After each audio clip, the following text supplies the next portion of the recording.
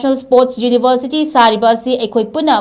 Mak ki Chaothok NGAINI HAINA Ministry of Youth Affairs and Sports ki Secretary Sports Oina PUBADA NATANA Sports Authority of India Sai gi Director General DG OIRIBA RANJAN Rauna PHONGDOK Wafumasi Takriel Dalaiba NERC Sai Sports Authority of India gi Fibam Yingsilaba Matunda Ulau Dalaiba Sai gi Fibam Yingsinba Loiraga Kumal Lampaka Laiba Sai Sports Training Central gi Fibam Su Yingshinbada PHONGDOKibani Mahakna Makhatana PHONGDOKibada Kautrukta Sariba National Sports University Asina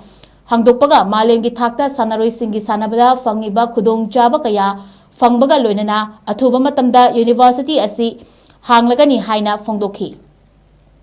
Manipura Lairiba Masing Yamlaba Athlete Singna Thaksikasi Leiba Mathau Adu Makoyi performance ta uli atopa state singdagi Manipur national level da medal kaya lauba ngamibasi tungi asa kaya lai haina PHONGDOKI